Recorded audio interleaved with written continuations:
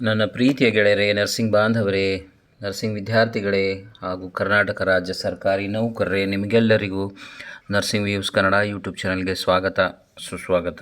ಗೆಳೆಯರೇ, ಇವತ್ತಿನ ವಿಚಾರ ಏನು ಅಂತಂದರೆ ವಿಶೇಷ ನೇಮಕಾತಿ ಸಮಿತಿ ಆರೋಗ್ಯ ಮತ್ತು ಕುಟುಂಬ ಕಲ್ಯಾಣ ಸೇವೆಗಳು ಅಂದರೆ ವಿಶೇಷ ನೇಮಕಾತಿ ಸಮಿತಿಯ ಒಂದು ಸೂಚನಾ ಪತ್ರ.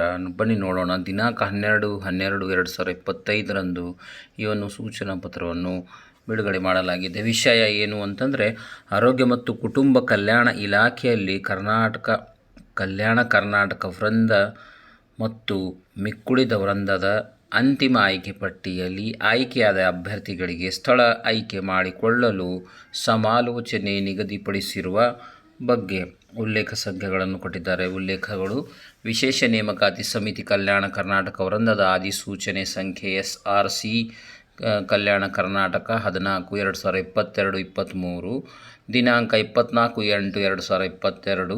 ವಿಶೇಷ ನೇಮಕಾತಿ ಸಮಿತಿ ಮಿಕ್ಕುಳಿದ ವೃಂದದ ಅಧಿಸೂಚನೆ ಸಂಖ್ಯೆ SRC RPC 15/2022 ಮತ್ತು 23 ದಿನಾಂಕ 2/9/2022.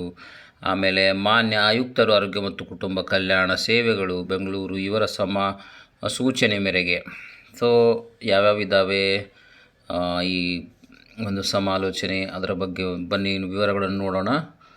ಉಲ್ಲೇಖ 1 ಮತ್ತು 2ರ ಅಧಿಸೂಚನೆಗಳಲ್ಲಿ ವಿಶೇಷ ನೇಮಕಾತಿ ಸಮಿತಿಯಿಂದ ಕಲ್ಯಾಣ ಕರ್ನಾಟಕ ವೃಂದ ಹಾಗೂ ಮಿಕ್ಕುಳಿದ ವೃಂದಗಳಿಗೆ ಉಲ್ಲೇಖ 3ರ ಮಾನ್ಯರ ಸೂಚನೆ ಅನುಸಾರ ಈ ಕೆಳಕಂಡ ಹುದ್ದೆಗಳ ಅಂತಿಮ ಆಯ್ಕೆ ಪಟ್ಟಿಯಲ್ಲಿ ವೇಳಾಪಟ್ಟಿಯಂತೆ ನಿಗದಿಪಡಿಸಲಾದ ದಿನಾಂಕ ಮತ್ತು ಸಮಯಕ್ಕೆ ಕಡ್ಡಾಯವಾಗಿ ಹಾಜರಾಗಲು ತಿಳಿಸಿದೆ. ಸದರಿ ಕೌನ್ಸಿಲಿಂಗ್ ಪ್ರಕ್ರಿಯೆಯನ್ನು ಕೌನ್ಸಿಲಿಂಗ್ ಹಾಲ್, ರಾಜ್ಯ ಆರೋಗ್ಯ ಮತ್ತು ಕುಟುಂಬ ಕಲ್ಯಾಣ ತರಬೇತಿ ಸಂಸ್ಥೆ, ಆರೋಗ್ಯ ಸೌಧ ಆವರಣ, ಮಾಗಡಿ ರಸ್ತೆ, ಬೆಂಗಳೂರು 23 ಇಲ್ಲಿ ನಡೆಸಲಾಗುವುದು. ಕ್ರಮ ಸಂಖ್ಯೆ 1. ಆಮೇಲೆ ಯಾವ ಹುದ್ದೆ, ಅಂತಿಮ ಆಯ್ಕೆ ಪಟ್ಟಿಯ ಕ್ರಮ ಸಂಖ್ಯೆ, ದಿನಾಂಕ, ಸಮಯ. ಕ್ರಮ ಸಂಖ್ಯೆ 1ರಲ್ಲಿ ಸೈಕಾಲಜಿಸ್ಟ್ ಇದ್ದಾರೆ ಸ್ನೇಹಿತರೆ. ಕಲ್ಯಾಣ ಕರ್ನಾಟಕ ವೃಂದದ್ದು ಕಲ್ಯಾಣ ಕರ್ನಾಟಕ ಸ್ಥಳೀಯ ವೃಂದ 1, ಕಲ್ಯಾಣ ಕರ್ನಾಟಕ ಮಿಕ್ಕುಳಿದ ವೃಂದ 1. ತದನಂತರ ಬರುವುದು ಫಿಸಿಯೋಥೆರಪಿಸ್ಟ್ ಕಲ್ಯಾಣ ಕರ್ನಾಟಕದಲ್ಲಿ ಬ್ಯಾಕ್ಲಾಗ್ 1, ಕಲ್ಯಾಣ ಕರ್ನಾಟಕ ಸ್ಥಳೀಯ ವೃಂದ ಹಾಗೂ ಕಲ್ಯಾಣ ಕರ್ನಾಟಕ ಮಿಕ್ಕುಳಿದ ವೃಂದದಲ್ಲಿ 1, ಆಮೇಲೆ 2 ಹೇಳಿದ್ದಾರೆ ಸ್ನೇಹಿತರೆ. ಡೆಂಟಲ್ ಮೆಕ್ಯಾನಿಕ್ ಕಲ್ಯಾಣ ಕರ್ನಾಟಕ ಸ್ಥಳೀಯ ವೃಂದದಲ್ಲಿ 1, ಮಿಕ್ಕುಳಿದ ವೃಂದದಲ್ಲಿ 1. ಡಯಾಲಿಸಿಸ್ ತಂತ್ರಜ್ಞ ಕಲ್ಯಾಣ ಕರ್ನಾಟಕ ಸ್ಥಳೀಯ ವೃಂದದಲ್ಲಿ 1, ಆಮೇಲೆ ಮಿಕ್ಕುಳಿದ ವೃಂದದಲ್ಲಿ 1. ECG ತಂತ್ರಜ್ಞ ಕಲ್ಯಾಣ ಕರ್ನಾಟಕ ಸ್ಥಳೀಯ ವೃಂದದಲ್ಲಿ 1. ಎಲೆಕ್ಟ್ರಿಷಿಯನ್ ಕಲ್ಯಾಣ ಕರ್ನಾಟಕ ಸ್ಥಳೀಯ ವೃಂದ 1.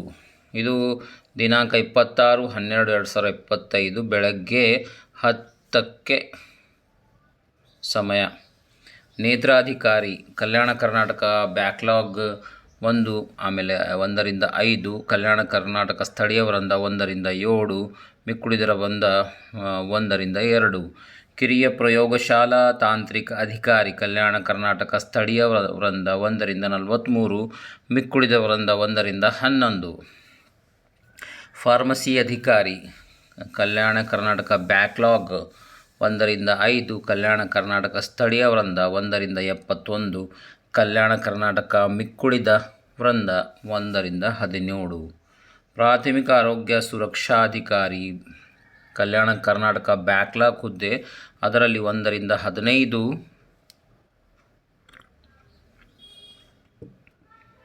ಆಮೇಲೆ ಪ್ರಾಥಮಿಕ ಆರೋಗ್ಯ ಸುರಕ್ಷಾಧಿಕಾರಿ ಕಲ್ಯಾಣ ಕರ್ನಾಟಕ ಸ್ಥಳೀಯ ವೃಂದ 46ರಿಂದ 85, ಆಮೇಲೆ ಮಿಕ್ಕುಳಿದ ವೃಂದ 1ರಿಂದ 22. ದಿನಾಂಕ 29/12/2025 ಬೆಳಗ್ಗೆ 10 ಗಂಟೆಗೆ.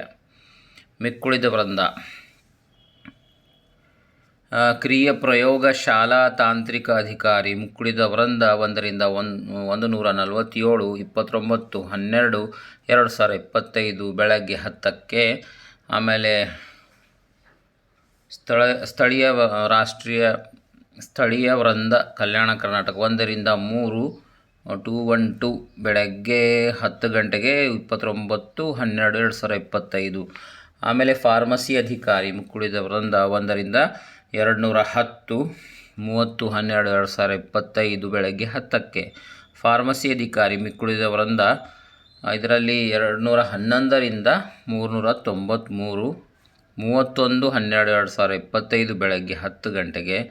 ಆಮೇಲೆ ಸ್ಥಳೀಯ ವೃಂದ 1ರಿಂದ 3 31/12/2025 ಬೆಳಗ್ಗೆ 10 ಗಂಟೆಗೆ.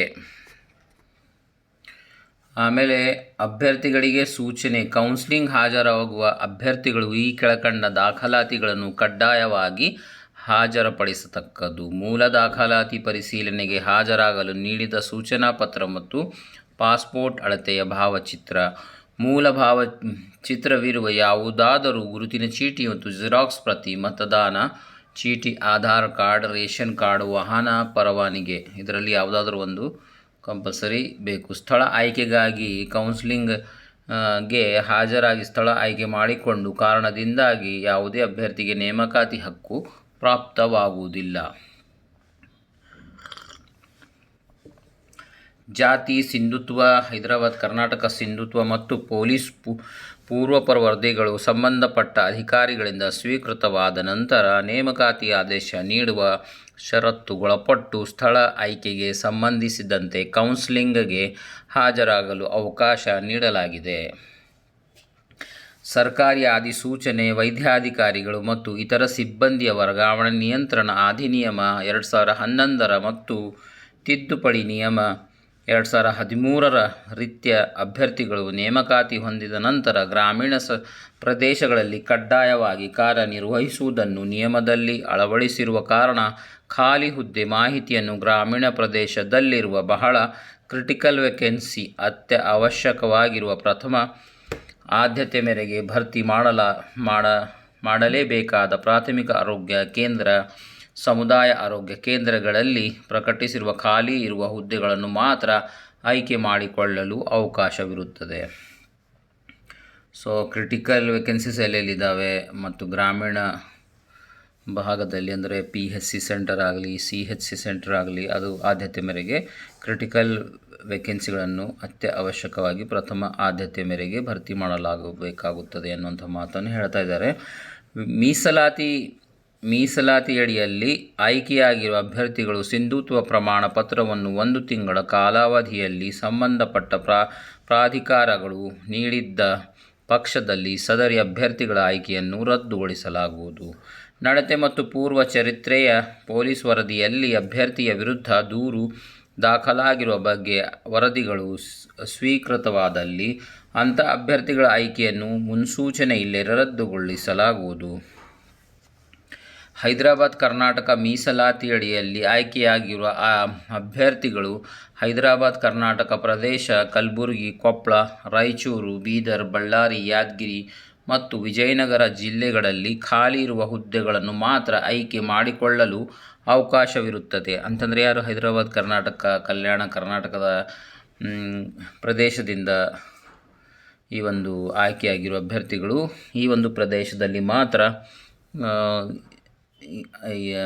ಮಾತ್ರ ಆಯ್ಕೆ ಮಾಡಿಕೊಳ್ಳಲು ಅವಕಾಶವಿರುತ್ತದೆ. ಹೈದರಾಬಾದ್ ಕರ್ನಾಟಕ ಪ್ರದೇಶದ ಜಿಲ್ಲೆಗಳ ಖಾಲಿ ಹುದ್ದೆಗಳನ್ನು ಹೊರತುಪಡಿಸಿ ಬೇರೆ ಜಿಲ್ಲೆಯಲ್ಲಿ ಖಾಲಿ ಇರುವ ಹುದ್ದೆಗಳನ್ನು ನೀಡಲಾಗುವುದಿಲ್ಲ. ಇದನ್ನು ಬಿಟ್ಟು ಬೇರೆ ಏನೇನು ನೀಡಲಾಗುವುದಿಲ್ಲ. ಅಭ್ಯರ್ಥಿಗಳು ಕೌನ್ಸಿಲಿಂಗ್ನಲ್ಲಿ ಸ್ಥಳ ಆಯ್ಕೆ ಮಾಡಿಕೊಂಡ ನಂತರ ಯಾವುದೇ ಸ್ಥಳ ಮಾರ್ಪಾಡುಗಳಿಗೆ ಅವಕಾಶವಿರುವುದಿಲ್ಲ. ಖಾಲಿ ಹುದ್ದೆಗಳ ಮಾಹಿತಿಯನ್ನು ಕೌನ್ಸಿಲಿಂಗ್ ಮುನ್ನ ಇಲಾಖೆಯ website hfw.com/karnataka.gov.in 17 direct recruitment cell ನಲ್ಲಿ ಅಭ್ಯರ್ಥಿಗಳ ಮಾಹಿತಿಗಾಗಿ ಪ್ರಕಟಿಸಲಾಗುವುದು. ಕೌನ್ಸಿಲಿಂಗ್ ಸ್ಥಳದಲ್ಲಿ ಅಭ್ಯರ್ಥಿಗೆ ಮಾತ್ರ ಪ್ರವೇಶ ಅವಕಾಶವಿರುತ್ತದೆ. ಅಭ್ಯರ್ಥಿಗಳು ಕೌನ್ಸಿಲಿಂಗ್ಗೆ ತಮ್ಮ ಸ್ವಂತ ವೆಚ್ಚದಲ್ಲಿ ಹಾಜರಾಗಲು ಸೂಚಿಸಲಾಗಿದೆ ಹಾಗೂ ಇದಕ್ಕೆ ಯಾವುದೇ ರೀತಿಯ ಭತ್ಯೆಗಳನ್ನು ನೀಡಲಾಗುವುದಿಲ್ಲ.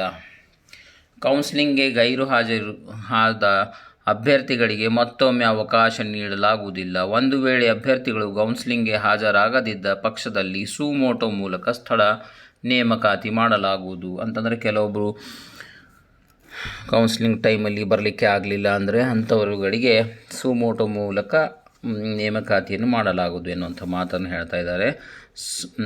ಸದಸ್ಯ ಕಾರ್ಯದರ್ಶಿ ವಿಶೇಷ ನೇಮಕಾತಿ ಸಮಿತಿ ಆರೋಗ್ಯ ಮತ್ತು ಕುಟುಂಬ ಕಲ್ಯಾಣ ಸೇವೆಗಳು ಬೆಂಗಳೂರು ದಿನಾಂಕ 12/12/2025 ಈ ಒಂದು ಸರ್ಕಾರದ ಸೂಚನೆ ಸುತ್ತೋಲೆಯನ್ನು ಜಾರಿ ಮಾಡಲಾಗಿದೆ ಸ್ನೇಹಿತರೆ. ಸೊ ದಯವಿಟ್ಟು ನಿಮ್ಮ ಫ್ರೆಂಡ್ಸ್ಗಳ ಜೊತೆಗೆ ಈ ಒಂದು ವಿಡಿಯೋನು ಶೇರ್ ಮಾಡಿ. ಯಾರು ಕೌನ್ಸ್ಲಿಂಗ್ಗೆ ಡೇಟ್ ಇಲ್ಲ ಅನ್ನುವಂಥವರು ಇರ್ತಾರೆ, ಅಂಥ ಒಂದು ಟೈಮಲ್ಲಿ ಅವರಿಗೆ ಈ ಒಂದು ವಿಡಿಯೋ ಹೆಲ್ಪ್ ಆಗ್ಬೋದು ಸ್ನೇಹಿತರೆ.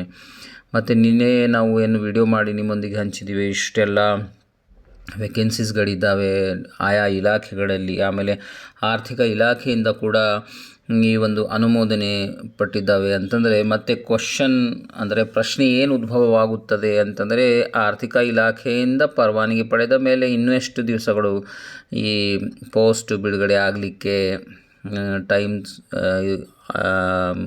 ಸಮಯ ಇದೆ, ಅಥವಾ ಯಾವಾಗ ಇದು ಬಿಡುಗಡೆ ಮಾಡ್ತಾರೆ ಅನ್ನುವಂಥದ್ದು ಒಂದಾಗಿರುತ್ತೆ ಸ್ನೇಹಿತರೆ. ಸೊ ಅದನ್ನು ನಾನು ಏನು ಹೇಳಲಿಕ್ಕೆ ಬಯಸ್ತೀನಿ ಅಂತಂದರೆ, ಆ ಒಂದು ಕಾರ್ಯಗಳು ಕಂಟಿನ್ಯೂಸ್ ಆಗಿ ನಡೀತಾ ಇದ್ದಾವೆ. ವೆರಿ ಸೂನ್ ಆ ವೇಕೆನ್ಸಿ ಲಿಸ್ಟ್ಗಳು ಹೊರಗೆ ಬರಬಹುದು ಎನ್ನುವುದು. Thank you for watching nursing views Kannada YouTube channel ಸ್ನೇಹಿತರೆ. ನಿಮಗೇನಾದರೂ ಈ ವಿಡಿಯೋಗಳನ್ನು ಹೆಲ್ಪ್ಫುಲ್ ಅನಿಸಿದರೆ ದಯವಿಟ್ಟು ಸಬ್ಸ್ಕ್ರೈಬ್ ಮಾಡಿ ಮತ್ತು ನಿಮ್ಮ ಫ್ರೆಂಡ್ಸ್ಗಳ ಜೊತೆಗೆ ಶೇರ್ ಮಾಡಿ.